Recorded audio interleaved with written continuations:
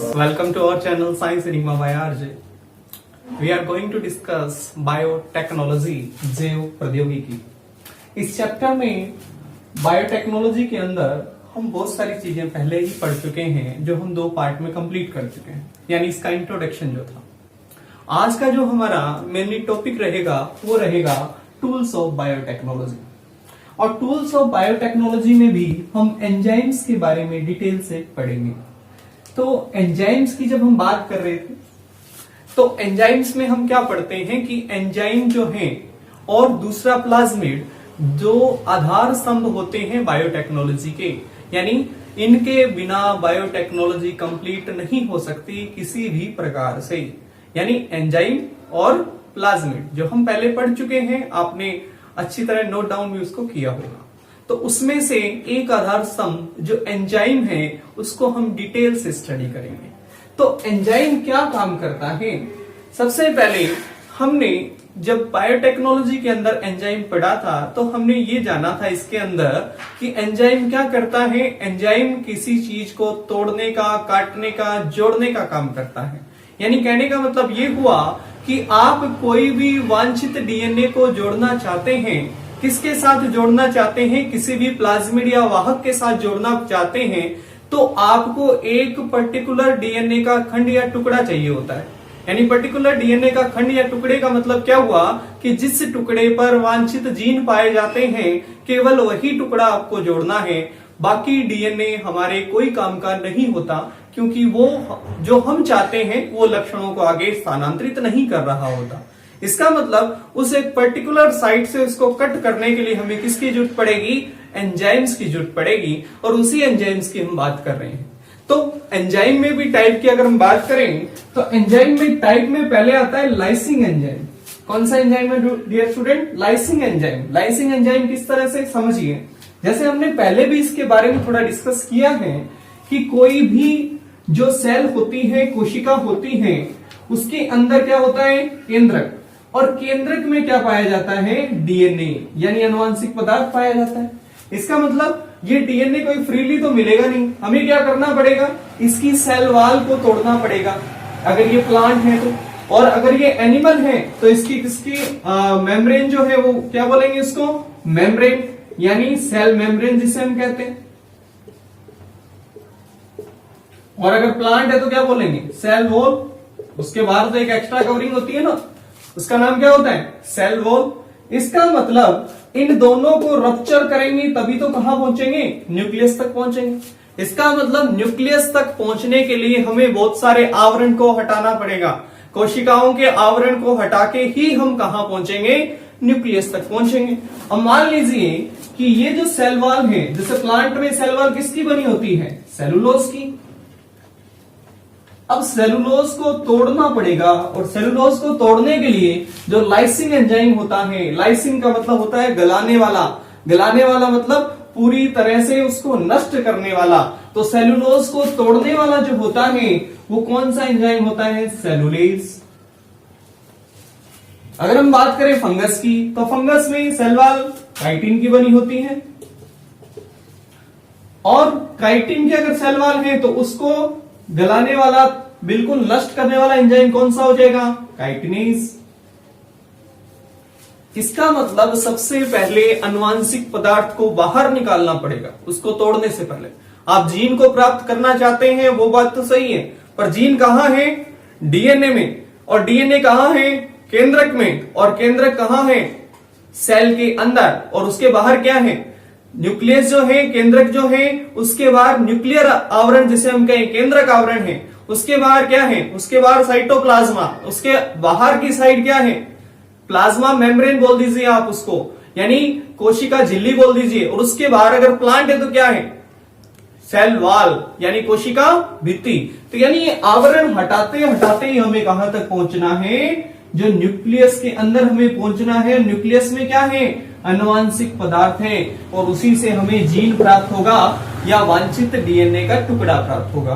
तो इसका मतलब डियर स्टूडेंट, लाइसिंग एंजाइम की डेफिनेशन को अगर हम देखें तो वो क्या बनती है कि ये एंजाइम किसी कोशिका के बाहरी आवरणों, यानी बाहरी आवरण मतलब आउटर कवरिंग, और आउटर कवरिंग का मतलब आउटर कवरिंग अभी डिस्कस की, या तो आउटर कवरिंग हो सकती है सेल वॉल यानी कोशिका भित्ति, कोशिका भित्ति, और या फिर हो सकती है आउटर कवरिंग सेल मेम्ब्रेन। क्या हो सकती है? सेल मेम्ब्रेन यानी कोशिका झिल्ली। यानी इन दोनों को हटाने का काम जो है कोशिका झिल्ली को या फिर कोशिका भित्ति को, इनको हटाने का काम करेगा लाइसिन एंजाइम। वो डिपेंड करेगा कि वो कोशिका जो भित्ति है वो किससे बनी हुई है या फिर वो कोशिका झिल्ली है वो किससे बनी हुई है। जैसे एग्जांपल सेलुलेज, काइटिनेज, ये कौन से एंजाइम हुए? Lysine enzyme.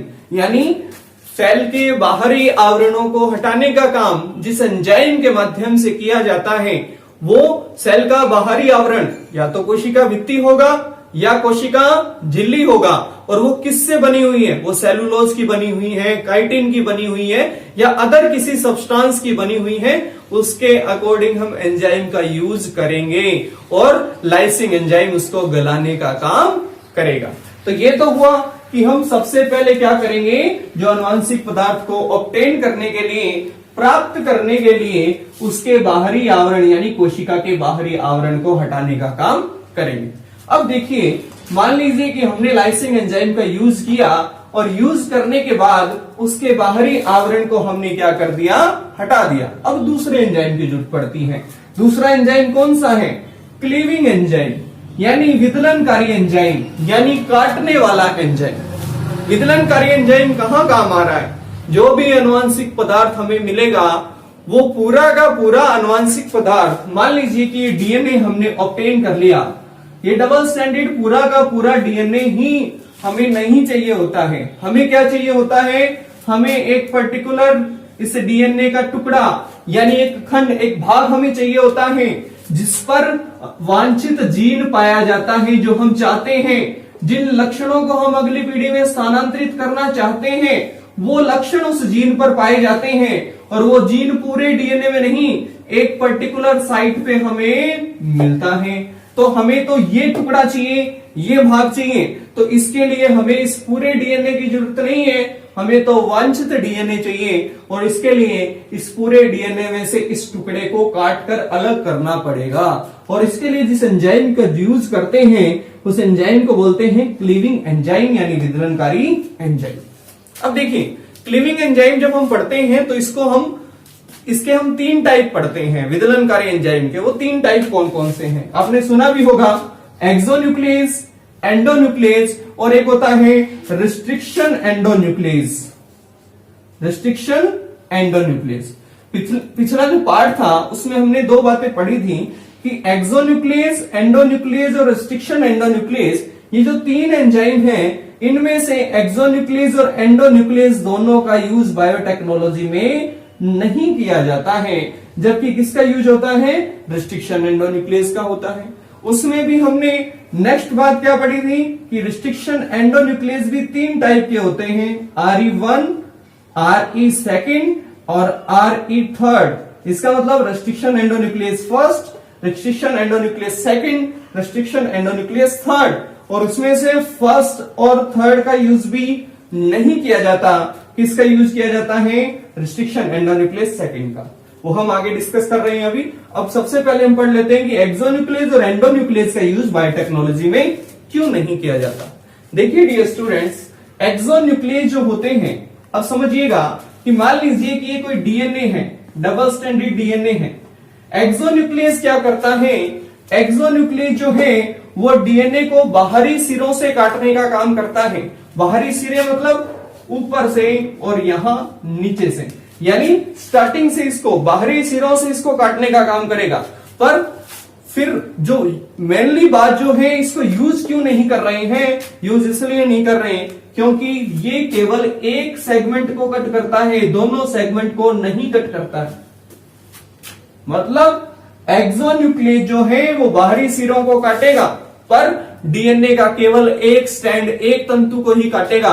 और आप एक बात समझिए कि जब हम इसको प्लाज्मिड से जोड़ेंगे तो दोनों स्टैंड, दोनों टुकड़े जोड़ने हैं आपको, यानी अगर एक स्टैंड होगा तो एक टुकड़ा रह जाएगा बिना जुड़े हुए। इसका मतलब एक्सोन्यूक्लियस जो होता है वो बाहरी सिरों से काटने का काम करता है और केवल किसने स्ट्रैंड को काटता है, एक स्ट्रैंड को काटता है। और एक स्ट्रैंड एक तंतु को अगर ये काटेगा, इसीलिए बायोटेक्नोलॉजी में एक्सोन्यूक्लियस का यूज नहीं किया जाता है। तो एंडोन्यूक्लियस में भी क्या है समझिए, एक्सोन्यूक्लियस तो क्या करता है, बाहरी सिरों से काटने का काम करता है, डीएनए के किसी एक स्ट्रैंड तंतु को सिरों से काटने का काम करता है, इसलिए एक्सोन्यूक्लियस जो है वो बायोटेक्नोलॉजी में यूज नहीं होता। एंडोन्यूक्लियस में समझिए, एंडोन्यूक्लियस का मतलब क्या हुआ कि ये डीएनए के स्ट्रैंड को बीच से काटने का काम करेगा, पर मेनली वही बात इसमें है कि ये मध्य और बीच से काटने का काम तो करता है, पर ये भी केवल कितने स्ट्रैंड को काटता है, एक ही स्ट्रैंड को काटता है। इसका मतलब चाहे एंजाइम एक्सोन्यूक्लियस हो और चाहे एंजाइम एंडोन्यूक्लियस हो, ये दोनों के दोनों एंजाइम डीएनए को केवल एक स्ट्रैंड से काटते हैं और एक स्ट्रैंड वाला डीएनए बायोटेक में यूज नहीं किया जा सकता, क्योंकि उस पर जो वांछित जीन जो होता है वो अगली पीढ़ी में स्थानांतरित नहीं हो पाएगा। इसका मतलब इसीलिए एक्सोन्यूक्लियस और एंडोन्यूक्लियस का हम बायोटेक में यूज नहीं करते। यूज किसका करते हैं, रिस्ट्रिक्शन एंडोन्यूक्लियस का। तो रिस्ट्रिक्शन एंडोन्यूक्लियस में क्या होता है, रिस्ट्रिक्शन एंडोन्यूक्लियस जो है वो डीएनए को पर्टिकुलर साइट से कट करता है, यानी पर्टिकुलर साइट से कट तो करेगा पर डीएनए के दोनों स्ट्रैंड को काटने का काम करेगा। और जब दोनों स्ट्रैंड दोनों तंतुओं को काटेगा, इसीलिए इसका यूज किसमें किया जाता है, बायोटेक्नोलॉजी में किया जाता है। तो अब इससे डिटेल स्टडी हम इसमें कर रहे हैं। एंजाइम्स की जब हम बात करते हैं स्टूडेंट्स, तो एंजाइम में हम पढ़ रहे हैं क्या, रिस्ट्रिक्शन एंडोन्यूक्लियस। तो रिस्ट्रिक्शन एंडोन्यूक्लियस जो है वो बैक्टीरिया से प्राप्त किया गया। किससे प्राप्त किया गया, बैक्टीरिया से। और बैक्टीरिया से सबसे पहले इसको प्राप्त किसने किया था, आर्बन, नाथन और स्मिथ ने। वैसे हमने ये पहले पढ़ा है, पर दोबारा आपको रिकॉल करवा रहा हूं कि आर्बन, नाथन, स्मिथ ने इसको बैक्टीरिया से ऑब्टेन किया। देखिए जितने भी बैक्टीरिया हैं, यानी हम बात करें कि मोस्टली बैक्टीरिया जो है वो हमारे लिए यूजफुल है। बहुत सारे बैक्टीरिया हैं, कुछ बैक्टीरिया जो है हमारी इंटेस्टाइन में भी पाए जाते हैं, जैसे ई कोलाई होता है, और वो क्या करते हैं, वो बहुत सारे खाद्य पदार्थों का संश्लेषण करने का काम भी करते हैं। या फिर हम बात करें कि कुछ खाद्य पदार्थ हैं उनको अवशोषित करने का काम भी बैक्टीरिया के माध्यम से किया जाता है। तो ज्यादातर यूजफुल है बैक्टीरिया। कुछ एक पैथोजेनिक होते हैं जो हमारे लिए हार्मफुल होते हैं, डिजीज कॉज करते हैं। बट एक बात समझिए कि यहां अगर ये बैक्टीरिया नहीं होता और अगर रिस्ट्रिक्शन एंडोन्यूक्लियस हमें प्राप्त नहीं होता, तो ये पूरा बायोटेक्नोलॉजी का प्रोसेस है वो इसके बिना कंप्लीट नहीं हो सकता था। तो अगर हम बात करें तो रिस्ट्रिक्शन एंडोन्यूक्लियस बैक्टीरिया से प्राप्त किया गया। आर्बन, नाथन, स्मिथ ने इसको सबसे पहले जो है रिस्ट्रिक्शन एंडोन्यूक्लियस को बैक्टीरिया से ऑब्टेन किया। इसका दूसरा नाम क्या है, इसको आणविक कैंची भी कहते हैं, मॉलिक्यूलर सीजर, क्योंकि ये किसको काटता है, अनुवांशिक पदार्थ को काटने का काम करता है। तो इसलिए इसको क्या बोला जाता है, आणविक कैंची। या फिर इसके साथ साथ इसका नाम क्या है, इसे जैविक चाकू भी कहा जाता है या जैविक कैंची भी कहते हैं।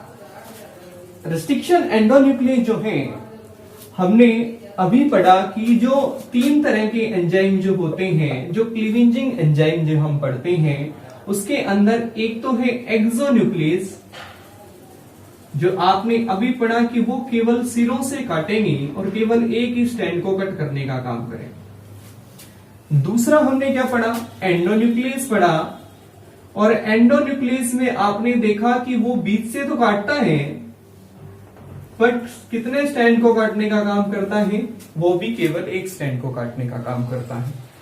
बट रिस्ट्रिक्शन एंडोन्यूक्लियस जो है, ये एंजाइम डीएनए के दोनों तंतुओं यानी दोनों स्ट्रैंड्स को काटने का काम करता है, और उन स्ट्रैंड्स को भी, तंतुओं को भी विशिष्ट स्थल यानी स्पेसिफिक साइट या सीक्वेंस से काटने का काम करता है। स्पेसिफिक साइट या सीक्वेंस का मतलब क्या हुआ कि जो एंजाइम हम चाहते हैं वो पर्टिकुलर जो जीन हम चाहते हैं वो एक विशिष्ट साइट पे ही हमें मिलेगा। जो डीएनए का टुकड़ा खंड हमें चाहिए, केवल उस पार्ट से उसको काटना है, और इसीलिए हमें रिस्ट्रिक्शन एंडोन्यूक्लियस की जरूरत पड़ती है। यानी एक्सोन्यूक्लियस और एंडोन्यूक्लियस जो हैं, उनका यूज बायोटेक्नोलॉजी में नहीं किया जाता, क्योंकि वो केवल एक स्ट्रैंड को काटने का काम करते हैं, जबकि रिस्ट्रिक्शन एंडोन्यूक्लियस जो है वो स्पेसिफिक साइट से काटते हैं, और दूसरी बात ये दोनों तंतुओं दोनों स्ट्रैंड्स को काटने का काम करते हैं। इसके अलावा हम बात करें तो रिस्ट्रिक्शन एंडोन्यूक्लियस के 3 फर्दर पार्ट हैं। Restriction endonuclease first, restriction endonuclease second और रिस्ट्रिक्शन एंडोन्यूक्लियस थर्ड। अब हम बात कर रहे हैं कि रिस्ट्रिक्शन एंडोन्यूक्लियस फर्स्ट और थर्ड जो है उसका यूज भी हम नहीं करते हैं, इसका रीजन हम जानेंगे। और रिस्ट्रिक्शन एंडोन्यूक्लियस सेकंड का यूज बायोटेक में क्यों किया जा रहा है उसका कारण भी हम जानेंगे। तो रिस्ट्रिक्शन एंडोन्यूक्लियस फर्स्ट की बात कर लेते हैं सबसे पहले। तो देखिए, रिस्ट्रिक्शन एंडोन्यूक्लियस फर्स्ट हो, सेकंड हो, थर्ड हो, इन तीनों में एक समानता यह है कि ये विशिष्ट स्थल से तंतुओं को पहचानने का काम करते हैं। यानी ये तीनों ही विशिष्ट स्थल की पहचान तो कर लेंगे, पर काटने का काम जो है वो केवल रिस्ट्रिक्शन एंडोन्यूक्लियस सेकंड कर सकता है, फर्स्ट और थर्ड नहीं कर सकते। यानी जैसे हम बात कर लेते हैं रिस्ट्रिक्शन एंडोन्यूक्लियस फर्स्ट की, तो ये किसी निश्चित अनुक्रम की पहचान तो करते हैं परंतु तंतुओं को काटने का काम नहीं करते। अब यूं मान लीजिए कि किसी विशिष्ट स्थल की पहचान कर ली पर उसको काटने का काम वो कर ही नहीं सकता, तो आप उसके लिए फिर काटने के लिए दोबारा से किसका यूज करेंगे? रिस्ट्रिक्शन एंडोन्यूक्लियस सेकंड का। इसका मतलब फिर कोई फायदा उसका नहीं होता हमें, इसलिए रिस्ट्रिक्शन एंडोन्यूक्लियस फर्स्ट का यूज नहीं करते। दूसरा भी कारण है, दूसरा कारण यह है कि रिस्ट्रिक्शन एंडोन्यूक्लियस जो है उसको एक्टिव फॉर्म में लाने के लिए, सक्रिय करने के लिए Mg2 पॉजिटिव आयन तो चाहिए ही होता है, साथ साथ हमें एटीपी यानी एडिनोसिन ट्राइफॉस्फेट यानी एनर्जी भी उसको क्या करनी पड़ती है?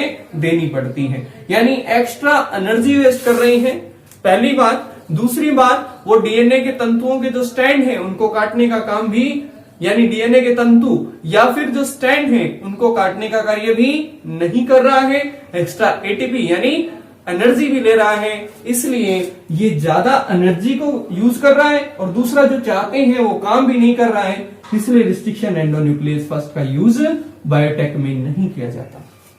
अब हम सबसे पहले इसी तरह रिस्ट्रिक्शन एंडोन्यूक्लियस थर्ड की बात कर लेते हैं। तो रिस्ट्रिक्शन एंडोन्यूक्लियस थर्ड जो है उसमें हूबहू रिस्ट्रिक्शन एंडोन्यूक्लियस फर्स्ट की क्वालिटी ही है। यानी जिस तरह रिस्ट्रिक्शन एंडोन्यूक्लियस फर्स्ट है वो भी निश्चित अनुक्रम की पहचान करता है, उसी तरह रिस्ट्रिक्शन एंडोन्यूक्लियस थर्ड भी निश्चित अनुक्रम की पहचान कर लेता है। यानी ये भी पहचान लेता है कि कहां वो वांछित जो है लक्षणों वाला जीन है, ये पहचान आसानी से कर लेगा। परंतु ये क्या है, तंतुओं को काटने का काम ये भी नहीं कर सकता। जब पहचान करेगा, पहली बात तो काटने का कार्य नहीं करेगा, और दूसरी बात क्या है, ये भी इसको भी क्या जरूरत पड़ती है? एक्स्ट्रा एटीपी यानी एडिनोसिन ट्राइफॉस्फेट। एडिनोसिन ट्राइफॉस्फेट जो है, एक्स्ट्रा एनर्जी जो है उसकी इसको भी क्या पड़ती है? जरूरत पड़ती है। यानी मैग्नीशियम के साथ साथ Mg2 पॉजिटिव के साथ साथ एटीपी की भी जरूरत इसको पड़ती है। तो ये दोनों कारण जो है, इसके कारण रिस्ट्रिक्शन एंडोन्यूक्लियस थर्ड का यूज भी बायोटेक में नहीं किया जाता। तो यूज किसका कर रहे हैं? यूज कर रहे हैं रिस्ट्रिक्शन एंडोन्यूक्लियस सेकंड का। क्यों यूज कर रहे हैं? वही कारण कि रिस्ट्रिक्शन एंडोन्यूक्लियस सेकंड जो है वो क्या करेंगे? निश्चित अनुक्रम यानी पैलिंड्रोमिक सीक्वेंस की पहचान करेंगे। दूसरी बात, डीएनए के दोनों तंतुओं को काटने का काम भी करेगा, कट करने का काम करेगा, और इसको सक्रिय करने के लिए, एक्टिव करने के लिए हमें एक्स्ट्रा एनर्जी एटीपी नहीं देनी पड़ती है। यानी मैग्नीशियम आयन की सहायता से ही ये सक्रिय हो जाता है, और इन्हीं कारणों के कारण रिस्ट्रिक्शन एंडोन्यूक्लियस सेकंड का यूज किया जाता है, रिस्ट्रिक्शन एंडोन्यूक्लियस फर्स्ट और थर्ड का यूज नहीं किया जाता। इसका मतलब हम क्या क्या पढ़ चुके हैं, अब उसको एक बार रिकॉल कर लेते हैं। हमने सबसे पहले पढ़ा एंजाइम के बारे में। एंजाइम में जब हमने पढ़ा तो हमने लाइसिंग और क्लीविंग एंजाइम पढ़े हैं। यानी लाइसिंग का मतलब ये हुआ कि उसको गलाने वाले, और क्लीविंजिंग एंजाइम का मतलब हुआ विदलनकारी एंजाइम। गलाने वाले एंजाइम की अगर हम बात करें तो गलाने वाले एंजाइम का क्या कार्य होता है? गलाने वाले एंजाइम का कार्य होता है आउटर कवरिंग, बाहरी आवरण को हटाने का। बाहरी आवरण चाहे वो कोशिका भित्ति हो या फिर वो कोशिका झिल्ली हो, उसको हटाने का काम, और वो किससे बनी हुई है, जिस भी मटेरियल से बनी होगी उसी प्रकार का एंजाइम उसमें यूज कर लिया जाएगा।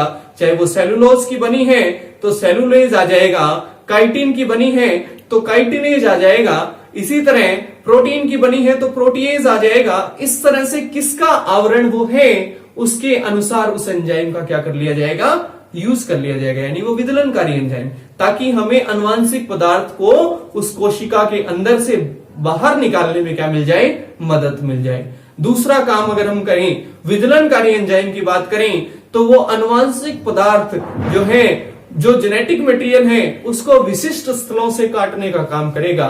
और विशिष्ट स्थलों से काटने की जब बात आती है तो हमारे सामने 3 एंजाइम आते हैं।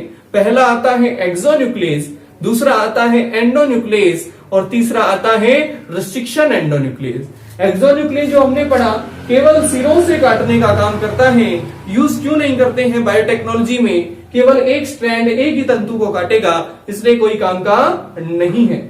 एंडोन्यूक्लियस जो है वो बीच से काटेगा, पर ये भी कितने स्ट्रैंड को काटेगा, केवल एक स्ट्रैंड एक ही तंतु को काटेगा, इसलिए भी इसका यूज नहीं किया जाता।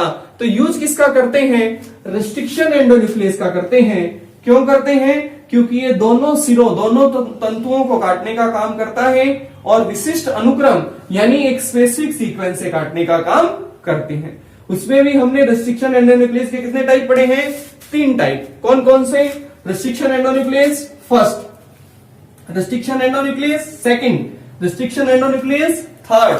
फर्स्ट और थर्ड का यूज नहीं करते हैं क्योंकि ये पहचान तो कर लेते हैं विशिष्ट जो साइट जो है उसकी, पर स्पेसिफिक सीक्वेंस को पहचानने के बाद भी ये दोनों उसको काट नहीं सकते। और दूसरा, इन दोनों को एक्स्ट्रा किसकी जरूरत पड़ती है, एटीपी, मैग्नीशियम आयन तो सभी में चाहिए, पर साथ साथ ये किसका यूज करते हैं, फर्स्ट और थर्ड एटीपी का यूज करते हैं और एक्स्ट्रा एनर्जी की खपत हो जाती है इनमें। और दूसरी बात, जो कार्य हमें चाहिए वो भी ये नहीं कर सकते हैं, इसलिए फर्स्ट और थर्ड का यूज हम नहीं करते हैं। तो हम किसका यूज करते हैं, सेकंड का यूज करते हैं। विशिष्ट अनुक्रम की पहचान करेंगे और दोनों तंतुओं को काटने का काम भी करेंगे और एक्स्ट्रा एटीपी यानी एनर्जी की आवश्यकता भी नहीं पड़ती है। तो ये कंप्लीट हमने एंजाइम के बारे में जाना। नेक्स्ट पार्ट में हम पढ़ेंगे एंजाइम की नेमिंग, यानी इनके नाम किस तरह से रखे जाते हैं, चाहे वो इको RI फर्स्ट हो, चाहे वो हिंद सेकंड हो, इन सब में अलग अलग पार्ट जो हैं वो किसको डिनोट कर रहे हैं, किसको रिप्रेजेंट कर रहे हैं। फिर हम पर्टिकुलर साइट की बात करेंगे कि आपने अलग अलग कट के बारे में सुना होगा कि एक तो चिपचिपे सिरे जो हैं, स्टिकी एंड जो होते हैं, एक क्या होता है, ब्लंट एंड जो होता है, यानी इन दोनों की बात भी हम करेंगे। भी अलग अलग हिस्से जो हैं वो अलग अलग एंजाइम जो है वो किस प्रकार इनको कट करते हैं। फिर हम अलग अलग टूल्स के बारे में आगे आने वाले नेक्स्ट पार्ट में पढ़ेंगे। तो इस पार्ट को जो फर्स्ट टूल है एंजाइम को, आप अच्छे से कॉपी में नोट करिए, अच्छे से इसको रिवाइज करिए और बार बार पीछे वाले सेगमेंट भी साथ साथ कनेक्ट करके देखते रहिए, ताकि आप इस जो पोर्शन है इसको अच्छी तरह से समझ सकें। और कोई भी अगर आपको डाउट रहता है तो मेरा जो व्हाट्सएप नंबर है वो डिस्क्रिप्शन में आपको मिल जाएगा। आप अपना कोई भी क्वेश्चन, कोई भी डाउट आप उसमें मैसेज कर सकते हैं। जब भी मैं उसको देखूंगा आपको मैं वापस उसका आंसर कर दूंगा।